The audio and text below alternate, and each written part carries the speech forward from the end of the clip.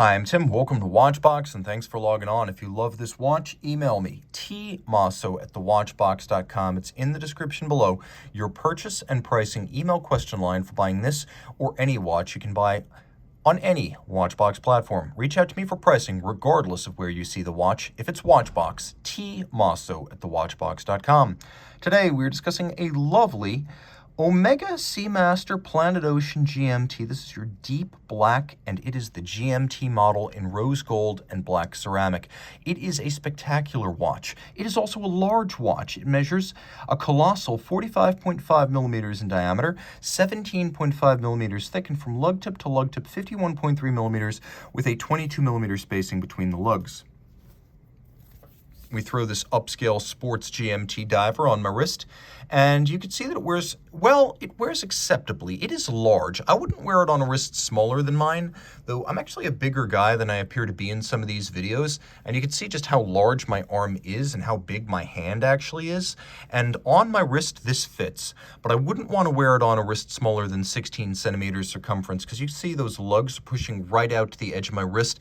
I'm on the limit, but I'm not over the limit. Let's take a look at the strap. It's a nice piece. As you can see, it's got a black large rectangular scale alligator inlay, and then the base is made of rubber. It also conforms to the case band, so it traces the downward slope of the lugs and the curve of the case, and it's highly integrated. There's no daylight between strap and case. We have a monotone black stitch, and we have a titanium and ceramic hybrid clasp. So the outside, in both polish and satin, is all ceramic. So when you're wearing this watch and you're moving your wrist across your desk, it's not going to be able to scratch the exterior of the clasp. That's a thoughtful flourish. Now you can see inside it is a blackened titanium construction. You can see titanium and ceramic, you know, because it says so. And then there's a system where the strap actually feeds into the underside of the clasp, and all the excess length is under the strap. There are no minder loops externally. It's a very clean look, and because it has twin triggers, it can't pop open by accident. It is a true sports clasp. Here we have a well-known case design, albeit in black ceramic, the lyre style lugs. So there's a bevel on the outside of the lugs, but if you look in, they turn inward, so there are bevels inside the lugs too. We have here a rose gold crown. This is Sedna red gold from Omega, so is the bezel. Sedna is much like Rolex Everrose and Hublot King Gold, which is to say, it is a gold that has more copper to make it redder, and then more platinum to make it less likely to fade over time. The case is made of ceramic, which means the watch actually is a little bit lighter than you would expect. The ceramic is hugely scratch resistant, so this watch is unlikely to take any significant knocks. Even the gold bezel is protected by a ceramic inlay on its top, and then the gold is perma-bonded into the ceramic to create all of the calibrations. This is what they call Ceragold at Omega. Now here, though this is a GMT, we have a unidirectional rotating dive bezel, not a GMT style bezel. So you line up that broad arrow minute hand and you have an impromptu 0 to 60 minute count up timer, which I find more convenient and easier to read than a chronograph. Plus you don't quite get the downstream service costs that come with a chronograph. We have a watch that is water resistant to 600 meters, though I hear there is some margin for error beyond that designed in.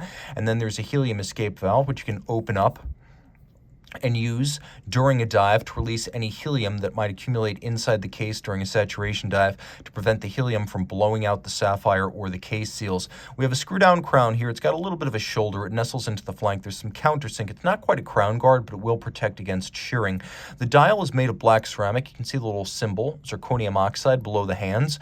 So it has the long-lasting luster and durability of enamel, but without some of the cost issues that come with enamel. We have tri-Arabic numerals, GMT, and Omega logo, all of this in rose gold, 18 karat, and hands to match.